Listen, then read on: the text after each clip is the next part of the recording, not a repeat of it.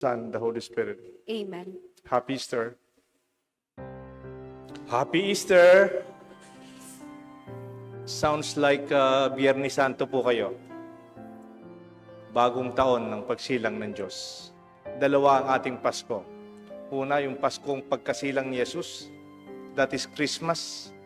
At itong Paskong ito, Pasko ng muling pagkabuhay. Easter. Alam niyo po, sino po sa inyo yung may birthday? Pwedeng itaas ang kamay. Yung nag-birthday, yung sinilang. Sino po sa inyo yung may birthday? Yung iba, singaw, singo, parang everybody may birthday. Kaya may birth certificate tayo eh. Otherwise, kolorum tayo. Everybody born like Jesus. We have Christmas. But not everyone will rise from the dead. Kaya nga po, mahalaga ang Pasko, talaga. Big time ang Pasko, celebration natin. Pero dapat, the centrality of our faith, as I mentioned, is in the Easter Sunday. Yung mga Hudyo, hanggang ngayon, yung mga Jewish people, especially in Israel, at saka yung mga Sabbatista in the Old Testament, they still follow, you should keep the Sabbath day holy. Sabado.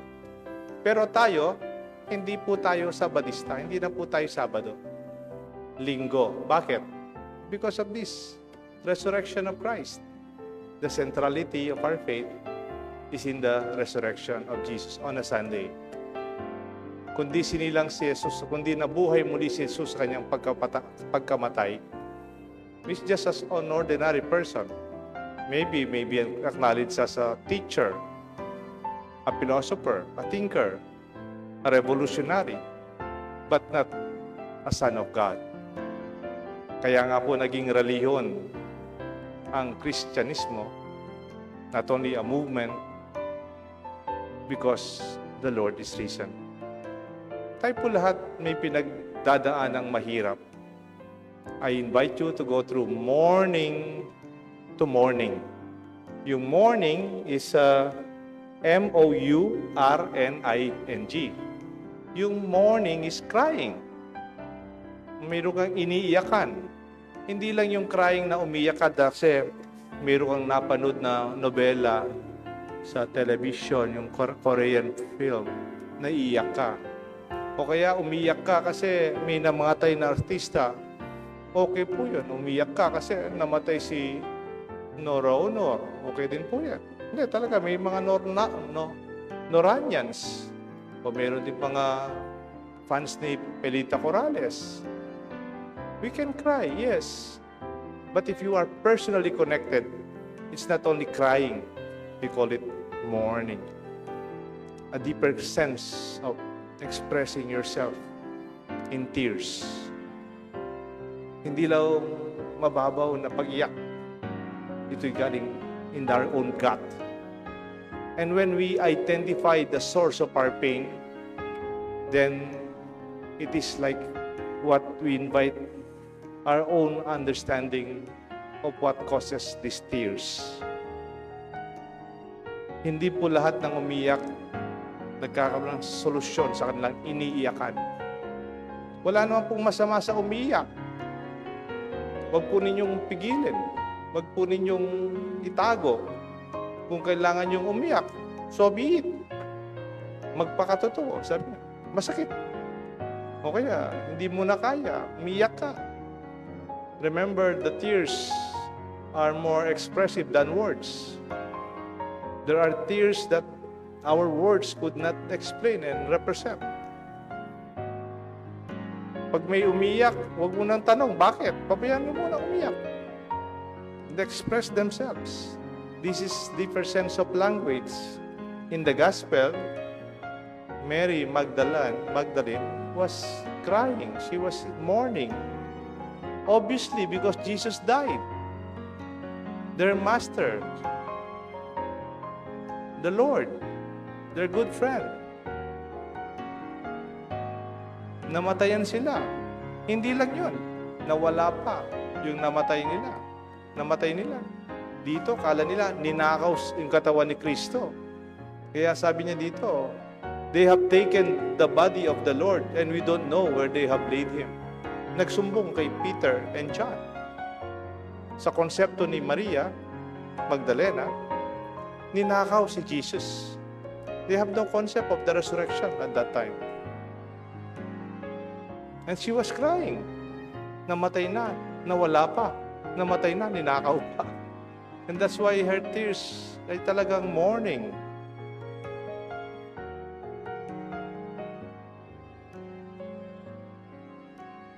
We have our own share of our own pain. But we have to know where this pain is coming from. Huwag lang umiyak ka ng umiyak, tapos tinatanong, ba't ka umiyak? Di ko alam. Basta umiyak ako. Okay lang. Pero after some time, you should know where it is coming from. Why? Because that's the only way you can do something to heal, to address the pain. Ako, nakikita ko, mga magagaling na doktor, they do not already give you the kahon na reseta. Nakakatakot yung mga doktor na pagkakita pa lang sa'yo, gumagawa ng reseta, hindi ka pa man tinanong. Oh, siguro ito yung sakit niya, mukhang masakit yung likod nito. I think that's not really healing. Kasi yung magaling na doktor, hahanapin niya through diagnostics, blood chem, x-ray, iba-ibang klaseng test, CT scan, iba-ibang klaseng test para makita saan nanggagaling yung masakit. Pag nakita mo saan nanggagaling yung masakit, you can name the pain. That's the only time you can heal. That's the only time you can do something about it. Go. Mourn if you have to. Kung gusto mong umiyak, sige, umiyak ka. Hindi naman bawal. Pero kailangan alam mo ang iniyakan mo. That's the second part of our reflection. From mourning to meaning. Finding purpose in the mystery of your tears. Nagkakaroon ng kahulugan ang masakit kasi nakikita mo bakit. You know the reason. From appeal to emotions, this time appeal to reason. Sabi ni Bishop Ambo David, ngayon Cardinal Ambo David, nung estudyante niya kami ni na Sir Phil Rodriguez. Sabi niya sa amin noon, sabi niya kasi, Phil, huwag mong hanapin ang kahulugan. Baka hindi mo makita. Gawin mong makahulugan. Do not look for its meaning. You might not find it. Make it meaningful yourself. Halimbawa, sa mga estudyanteng nag-aaral, mahirap yung mag-aral. Lalo na kung kurso mo law. Hirap. O kaya medicine. Kaya engineering. O kaya college student ka, mahirap. Pwedeng nahihirapan ka, pero pag alam mo bakit, kailangan mong matapos, gusto mong magkatrabaho, gusto mong maging professional, gusto mong makatulong sa mga magulang mo, gusto kong makatulong sa pamilya, o kung marami kang kapatid, gusto ko sanang tulungan itong mga kapatid ko. Then, kahit nahihirapan ka sa pag-aaral mo, may kahulugan. Meron kang pinaghahawakan. Ang taong may kahulugan sa kanyang pinagdaraan ng masakit at mahirap, hindi siya kagad susuko. Bakit? May kahulugan. Mahirap kasi may nahihirapan lang, pero walang kwenta. Parang ganit lang sila. Ayaw na nila. Susuko na. Minsan may kabataan nagre-resign sa akin.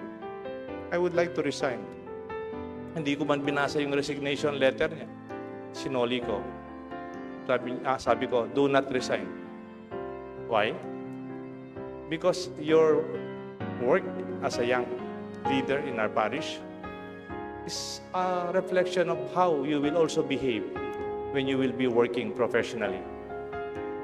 Kung nahihirapan ka sa mga kaparokya natin, pareho na nga simbahan tayo, pareho na nga tayo nagsisimba, nagdarasal. Paano kung magkakaroon ka ng kaopisina, hindi naman Katoliko, o hindi mo naman kaugalit, di ba kabaryo, hindi ka Pampangan, iba yung orientation. Mahirap, kung nahirapan ka sa boss mo, mahirap yung ugali. O kaya mga kaopisina mong pinapahirapan ka sa trabaho, You think the best way to address this is to resign? In that way, ang taong parating nagre-resign, hindi magiging matagumpay. That's as simple as that. Nakakita na kayong naging matagumpay dahil nahihirapan siya, sumusuko na agad? Walang ganon. Ang taong nakahandang mahirapan at hindi sumusuko, yun ang nagiging matagumpay. Yan ang may inaasahan ka, may kinabukasan. Hindi naman po ako nakukwento sa sarili ko. Naisip ko lang po. Galing po ako sa ospital kaninang madaling araw. Lumabas po ako ng ospital alas 5 ng madaling araw. Kasi po may misa akong alas 7. Nakiusap po ako sa doktor. Bakit? Wala akong kapalit. Ang hirap maghanap ng pare pag Sunday. Mabuti pa kagabi, nakakita ko ng pare. Salamat kay Father Elmer Megbagat. Otherwise, I'll be here. Pero masakit po yung nararamdaman ko last. Ang blood pressure ko, 164/140. Nararamdaman ko yung puso ko. Maybe na-over-fatigue ako ng Good Friday, Biyernes Santo, Huwebes Santo, Miyerkules, and so on. And I felt I was really exhausted. Pati yung aking tiyan, parang paskit lahat. No? Nagpadala ako sa ospital, 1:00 ng madaling araw. But I have to be here. Hindi naman po ako nagko-complain. Kasi obligasyon ko po ito, trabaho ko, pari niyo ako. I really have to be here. Hindi ko papabayaan darating kayo dito, tapos sorry, walang misa, balik na lang kayo next time. I would not allow that. Because that is what I am here. Yun yung pinangakuan ko bilang pare. At kahit hanggang mamatay na ako, I will not give up doing what I have to do. Hindi po ako napilitan. Hindi naman po ako nagyayabang. Obligasyon ko po ito. This is my life. Hindi ko inuurungan. Kahit mahirap, kahit pagod, kahit may sakit. Sana kung talagang gustong ginagawa natin, huwag kang gumawa ng excuse. Busy ako. Then prioritize. If you really are committed, give meaning to what you do. Hindi lang sa pag-aaral, sa relasyon, ganyan din sa mga mag-asawa. When you love somebody, you have to move heaven and earth to be with that person. Not only with excuses na wala ka, hindi ka pwede. That is meaningful. And you have reason not to give up. Hindi ka susuko. Dahil ito'y mahalaga para sa'yo. Kahit umiiyak ka, pero hindi ka naman humihinto sa pag-aaral. Kahit umiiyak ka, patuloy ka pa rin nagmamahal sa iyong pamilya. Kahit umiiyak ka, kahit masakit at mahirap, totoo naman, hindi ka humihinto sa dapat mong gawin. Make it meaningful. And because of that, morning, the new day will come. Darating ang bagong pag-asa. We have reason that ang ating pinagpapaguran magkakaroon ng bunga. Morning is living in the light of the resurrection. Ang bagong panahon ng umaga. Finally, morning for Mary Magdalene. Here's the risen Christ calling her. It's me. Mary, it's me. Noong una kasi, another gospel pericope, sa kakaiyak ni Maria, puro iyak po siya. Kaharap na niya pala si Jesus, hindi pa niya nakikita. Sa kakaiyak niya, itong kaharap niya, akala niya, hardinero, gardener. Kaya sabi ni Mary Magdalene kay Jesus, Sir, where did you place him? Saan niyo po dinala ang aming master? Akala niya ang kaharap niya, gardener. Sabi ni Jesus, Mary, it's me. Rabboni. Bigla si Mary. Almost embracing him. Touch me not. Nore, metangin, do not touch me. And that is a reason sometimes sa kakaiyak natin, nasa harap na pala si Jesus. Hindi pa natin nakikita. Sa kakaiyak natin, masyado tayong emotional. Nandyan na pala ang solusyon. Hindi pa natin nakikita. Because we're too emotional, nandyan ang emosyon, sumusuko na tayo, nandyan na pala yung pag-asa. Nandyan na pala yung inihintay natin. I don't take quitters as companions in my journey. Hindi ko po gusto kasama yung mga kagad sumusuko sa mga pagsubok. If the tough gets going, the going gets tough. Kasi talagang ganyan. Sa pag-aral, sa buhay sa simbahan, sa mga may pamilya, sa mga nakikipagtrabaho, sa mga may sakit, we don't give up. We have to go on. Hanggang sa kahuli-hulihan. Pag wala na, wala na. But it will not come from us that we will really give up. Tignan po ninyo si Pope Francis, ang ating Santo Papa, 88 years old. Marami po siyang sakit. Last year, hindi na siya makalakad, masakit na yung likod niya. Tapos, isa lang yung lungs niya. Almost hindi na umandar yung isa kasi nung bata siya, na-operahan ang kanyang lungs. Tapos, nagka-pneumonia pa siya this past month, around March. Ilang weeks po siya sa ospital. And yet, ang gusto niya sa 2025, ano po yung tawag sa 2025? Jubilee Year. Pilgrims of Hope. Tayo naglalakbay, puno ng pag-asa. Kanino nang gagaling ito? Sa malakas na lalaki? Sa batang lalaki? Sa taong walang problema? Hindi. Nanggagaling sa matandang may sakit na maraming dinadaanan sa mga maraming problema ng simbahan. And yet he's talking about pilgrimage of hope. Nagdadala ng pag-asa. At ang mga taong nagbibigay ng pag-asa, sila ang mga taong naniniwala tayo. They are called Easter people. Komentary ko lang po ito sa reality ng ating simbahan. Ako, mahal na mahal ko yung mga at nire-respeto ko po yung mga flagellation ba yan? Okay lang po. Tsaka yung mga dadala ng krus. Kaya lang, nakakalungkot, hanggang doon lang sila. Sa dami nila, wala pa akong nakitang sanang nagsisimba pag Easter Sunday. Parang yung Kristo nila hanggang napako lang sa krus. Parang yung penitensya nila hanggang doon sa mahirap lang. Sayang, hindi naging kumpleto sa ating bagong buhay na binibigay ni Jesus sa ating lahat. That as if our faith is only up to the crucifixion, up to the painful scourging. Pero hindi nila nakita o nakikita ngayon na nandito tayo sa ating kahirapan at sakit ay nagkakaroon ng bunga ng buhay na walang hanggan. Nagkakaroon ng solusyon ng ating mga problema at pinagdarasal. Kaya nga, kilala niyo po yung singer na, yung mga kasingidad ko, kilala to eh. Si Ray Valera, yan. Meron po siyang song na magaganda. Gusto ko yung mga songs niya. Old school songs. Oldies. Pero buhay pa si Ray Valera. Recently, I heard him being interviewed. And then, may isang kanta, yung song niya, pag binasa mo yung lyrics, lalo na pag kinanta mo, magiging malungkot ka. Parang mawawalan ka ng pag-asa.